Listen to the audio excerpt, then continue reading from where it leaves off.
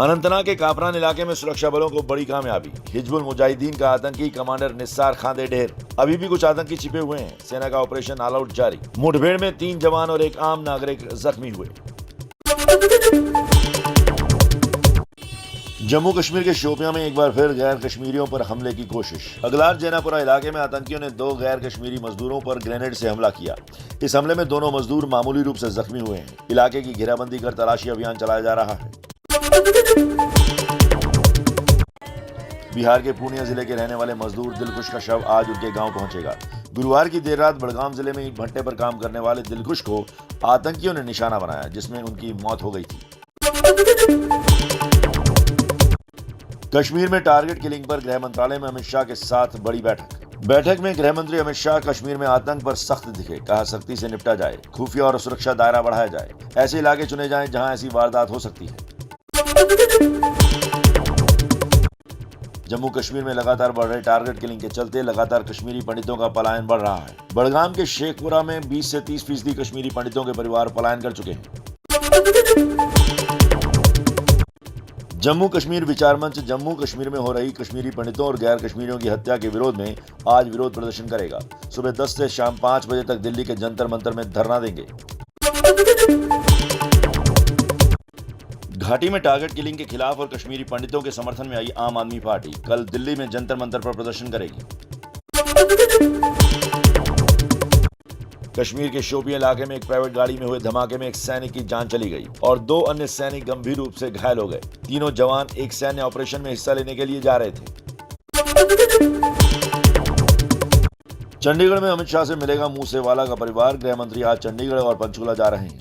गृह मंत्री अमित शाह आज पंचकुला में खेलो इंडिया यूथ गेम्स 2021 का उद्घाटन करेंगे। सिद्धू मूसेवाला के हत्यारों का एक और सीसीटीवी फुटेज सामने आया। इसमें वो ऑल्टो कार दिख रही है जिसमें हत्या के बाद शूटर्स भागे थे। बदमाशों ने सड़क पर ही कार सवारों से छीनी थी ऑल्टो कार। पंजाब के मानसा में सिंगर सिद्धू मूसेवाला के परिवार से मिले मुख्यमंत्री भगवंत मान। करीब 70 मिनट तक बातचीत हुई। भगवंत मान ने परिवार से कहा, मूसेवाला के कातिलों को जल्द अंजाम तक पहुंचाया जाएगा। सोशल मीडिया पर सिंगर सिद्धू मूसेवाला की हत्या की जिम्मेदारी लेने वाला गैंगस्टर लॉरेंस बिश्नोई अब पलटा। बोला, मैंने नहीं करवाई हत्या, मेरे पास जेल में फोन भी नहीं, तो अपने गैंग से कैसे करता बात। सिद्धू मूसेवाला हत्याकांड में दिल्ली पुलिस की टीम नेपाल पहुंची। पुलिस को शक है कि मूसेवाला की हत्या के बाद शूटर्स नेपाल भाग गए। पुलिस की एक टीम बिहार के मुजफ्फरनगर भी गई। सूत्रों के मुताबिक सभी शूटर्स की पहचान हो चुकी है। पंजाब में अकाल तख्त के जत्थेदार ज्ञानी हरप्रीत सिंह को मोदी सरकार ने दी Z कैटेगरी की CRPF सुरक्षा। पहले पंजाब की भगवंत मान सरकार ने हटाई थी सुरक्षा। कानपुर हिंसा पर सीएम योगी सख्त, आरोपियों पर लगेगा गैंगस्टर एक्ट, संपत्ति भी ध्वस्त होगी। अखिलेश, कांग्रेस ने राष्ट्रपति पीएम के शहर में रहते हिंसा पर उठाए सवाल। पत्रियों के साथ साथ जो षड्यंत्रकारी हैं उनके विरुद्ध गैंगस्टर की कार्रवाई की जाएगी तथा उनके संपत्ति को भी जब्त या ध्वस्त कराया जाएगा। कानपुर के परेड चौराहे पर 2 समुदायों में हिंसक झड़प, बमबाजी, फायरिंग और पत्थरबाजी हुई। 6 लोग जख्मी, 18 उपद्रवी गिरफ्तार हुए।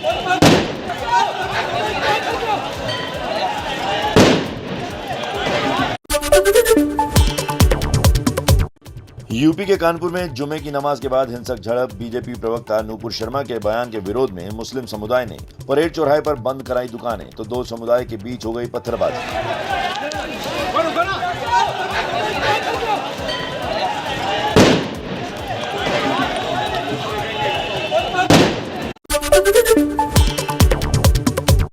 बीजेपी प्रवक्ता नूपुर शर्मा के बयान पर है पूरा विवाद। नूपुर शर्मा पर मुस्लिम धर्म से जुड़ी विवादित टिप्पणी करने का आरोप है। इस मामले में नूपुर पर पुलिस में शिकायत भी दर्ज हुई है। कानपुर में मुस्लिम संगठनों ने कुछ दिन पहले ही पोस्टर लगाकर बंद बुलाया था। इसके बावजूद जुमे की नमाज के बाद हालात बिगड़े। प्रधानमंत्री और राष्ट्रपति के दौरे के बीच ऐसी हिंसा होने से पुलिस प्रशासन पर उठे सवाल। हर हर महादेव। कानपुर दंगे पर जूना अखाड़ा की तीखी प्रतिक्रिया आई सामने। जूना अखाड़ा के अंतर्राष्ट्रीय प्रवक्ता और दुधेश्वर नाथ मंदिर के महंत नारायण गिरी ने कहा, सीएम योगी से मांगा कि दंगे में शामिल लोगों के मकान गिरा दिए जाएं और दुकान सील कर दी जाए। उनको तत्काल दंडित करके, उनको मकानों को गिराकर, उनका दुकानों को सील करके इनको तत्काल दंडित किया जाए। शंकराचार्य सरस्वती स्वरूपानंद के शिष्य आज ज्ञानवापी में जलाभिषेक करने पर अड़े। सुबह 8 बजे का मुहूर्त बताया। प्रशासन ने कोर्ट का आदेश आने तक इंतजार करने की अपील की है। ज्ञानवापी विवाद पर वाराणसी में संत समाज की बैठक हुई। बैठक में प्रस्ताव पास कर कहा गया कि अगर ज्ञानवापी में नमाज बंद नहीं होती तो हिंदू करेंगे पूजा। ज्ञानवापी जैसे मंदिर मस्जिद विवादों पर आरएसएस प्रमुख मोहन भागवत के बयान से हलचल। कई धर्म गुरुओं ने भागवत के बयान को बताया गलत। आरएसएस पर साधे निशाने। ज्ञानवापी पर बिहार के मंत्री राम सूरत राय का बेतुका बयान। भगवान को टोपी पहनाकर सब मंदिर हड़प लिए, अब खुद छोड़ना पड़ेगा। और हमारे मुस्लिम भाई क्या करते हैं, हमको टोपी पहना देते हैं। दूसरा भगवान को भी लोग टोपी पहना के पहना दिया और सब मस्जिद हड़प लिया। जमीन मेरा जो भगवान का जो मंदिर था हड़प लिया। तो आज हम नहीं छीन रहे, वो स्वतः धीरे धीरे निकल रहा है। कांग्रेस नेता राशिद अल्वी ने कहा, यूपी में मुस्लिम महिलाओं के हिजाब से बड़ा घूंघट करती हैं हिंदू महिलाएं। उत्तर प्रदेश में चलिए, हमारी हिंदू माएं बहनें इतना लंबा घूंघट निकालती हैं कि मुसलमान लड़की तो इतना बड़ा हिजाब पहनती भी नहीं। आरएसएस प्रमुख मोहन भागवत ने दिल्ली में देखी फिल्म सम्राट पृथ्वीराज। कहा, देश के वीर योद्धाओं को एक मंच पर लाने का काम हुआ है। और अब देश की सियासत से जुड़ी अहम खबरें आपको दिखाते हैं तेज रफ्तार के साथ।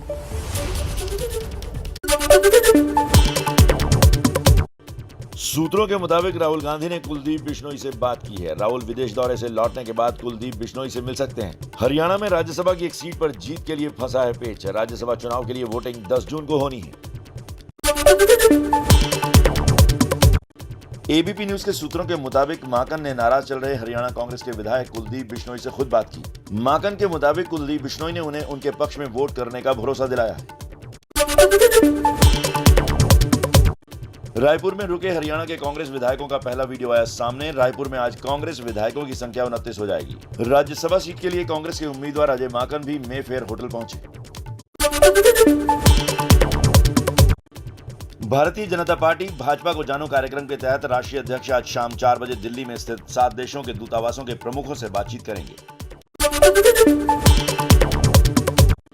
सीएम अरविंद केजरीवाल आज तिरंगा सम्मान समिति को सम्मानित करेंगे। कार्यक्रम में डिप्टी सीएम मनीष सिसोदिया भी मौजूद रहेंगे। सुबह 11 बजे त्यागराज स्टेडियम में होगा कार्यक्रम। लोकसभा उपचुनाव के लिए संगरूर से आम आदमी पार्टी ने गुरमेल सिंह को उम्मीदवार बनाया। भगवंत मान के सीएम बनने के बाद खाली हुई है सीट।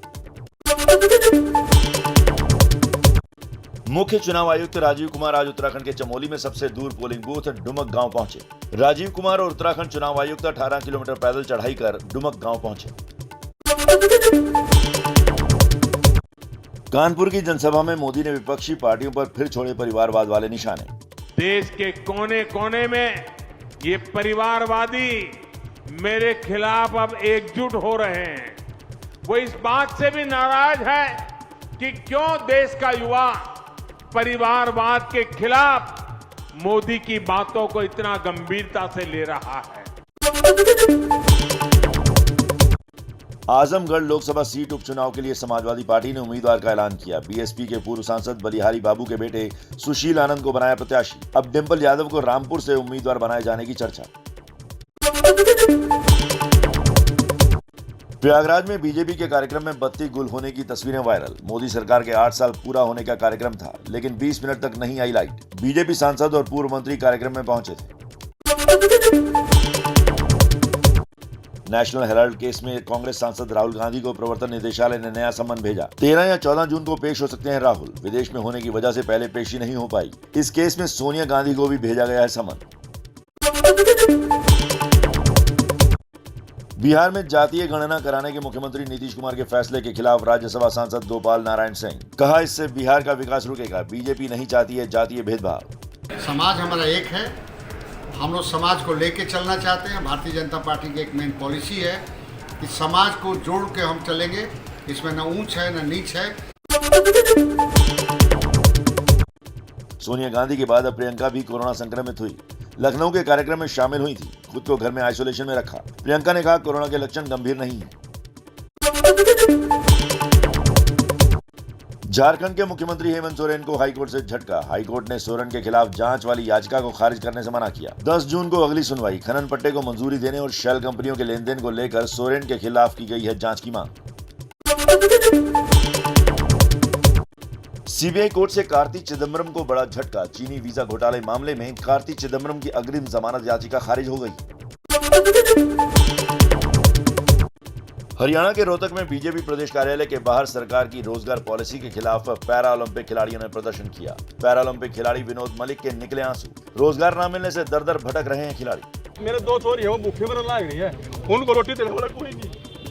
उन्हें बताओ मैं कहाँ जाऊंगा, या मर जाऊं रोड पे बैठ के उनको लेकर। अब फटाफट अंदाज में देख लेते हैं अपराध जगत से जुड़ी कुछ खबरें फटाफट अंदाज में।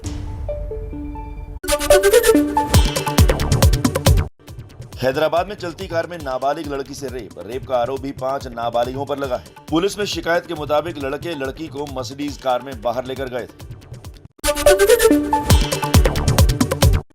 एमपी के चित्रकूट में हैवानियत की हदें पार। मासूम के साथ रेप के बाद हत्या का आरोप। पुलिस ने आरोपियों की तलाश शुरू की। यूपी के मुरादाबाद में छात्रा का अश्लील वीडियो सोशल मीडिया पर वायरल करने वाले दोनों आरोपी गिरफ्तार। वीडियो वायरल होने पर छात्रा ने कल कर ली थी आत्महत्या। जेएनयू कैंपस के जंगल में पेड़ पर लटका मिला शव। कैंपस में मचा हड़कंप। पुलिस पूरे मामले की जांच में जुटी। हालांकि अभी शव की पहचान नहीं। पुलिस के मुताबिक शख्स की उम्र करीब 40-45 साल के बीच बताई जा रही है। आंध्र प्रदेश के विशाखापट्टनम में जहरीली गैस लीक होने से बवाल मचा है। 140 से ज्यादा लोग बीमार पड़े। कई को अस्पताल में भर्ती करना पड़ा। दवा कंपनी से गैस लीक होने का दावा है। कर्नाटक के कलबुर्गी में जीप से टक्कर के बाद एक बस पुल के नीचे एक गड्ढे में गिरी। गिरते ही बस में आग लगी। आग में जलकर 7 लोगों की मौत। बस में 30 लोग सवार थे। कई की हालत गंभीर है। एमपी के हरदा में दर्दनाक सड़क हादसा। 2 बच्चों समेत 5 लोगों की मौत। 12 लोग घायल हुए। खिरकिया पोखरनी के बीच ट्रैक्टर ट्रॉली पलटने से हुआ हादसा। यूपी के गाजियाबाद में नहर में जानलेवा स्टंट का वीडियो वायरल। थोड़ी सी भी चूक ले सकती है जान। पुलिस थाने से कुछ ही दूरी पर है नहर। पहले भी इस नहर में कई लोगों की जान स्टंटबाजी के चक्कर में जा चुकी। और अब फटाफट अंदाज में देख लेते हैं देश की कुछ अहम खबरें।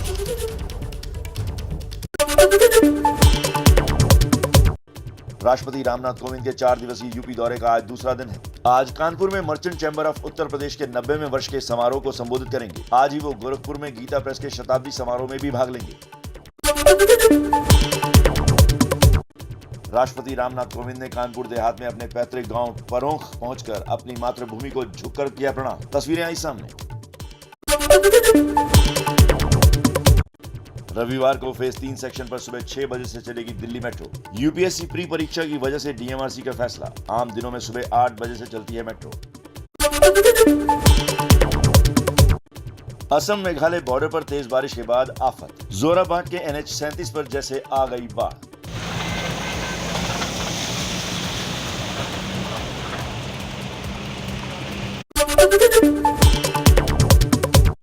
देश में फिर बढ़े कोरोना के केस। एक दिन में 4000 से ज्यादा लोगों की कोरोना रिपोर्ट पॉजिटिव आई। 10 लोगों की मौत हुई। महाराष्ट्र सरकार ने कहा केस बढ़ते रहे तो मास्क पहनना फिर अनिवार्य कर दिया जाएगा। सरकार ने ईपीएफ पर ब्याज दर को किया कम। 8.5% से घटाकर 8.1% की। 44 साल में सबसे कम हुई ईपीएफ पर ब्याज दर। आईफा अवार्ड्स 2022 का ग्रैंड फिनाले आज होगा। बॉलीवुड सुपरस्टार सलमान खान, रितेश देशमुख और मनीष पॉल करेंगे मेजबानी।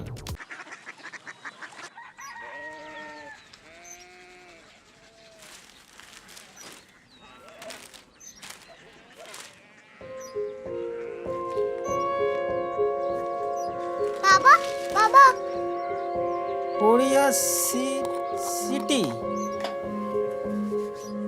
जानिए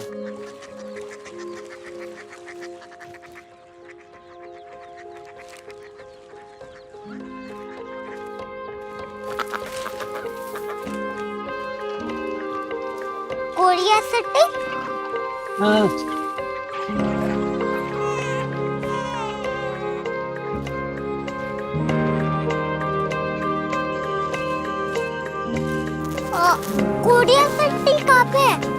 शहर अंग्रेजी लगे हैं।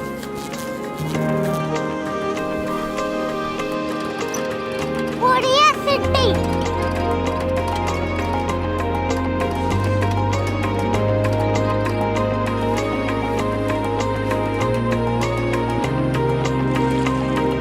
वो बहुत दूर है।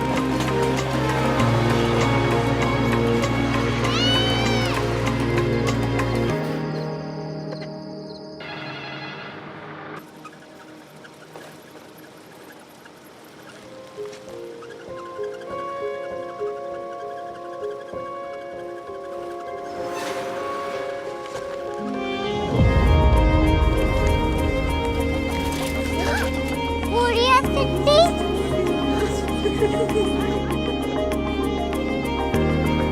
दुनिया कुछ लोग बड़े होते हैं। कोरिया सिटी कहाँ है? प्रोफेसर साहब को पता होगा। हो, ये छोटा वाला ग्लोब लगता है और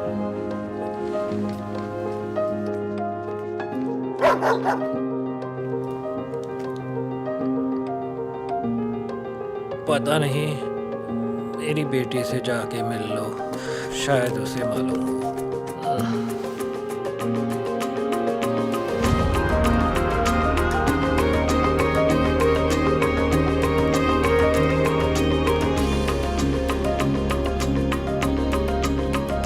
हाय, बाबा ने भेजा है। Come here. Korea city. Korea city नहीं, क्यूरियोसिटी। वो क्या? That's what brought you here? जो तुम्हें यहाँ तक ले आया। क्यूरियोसिटी।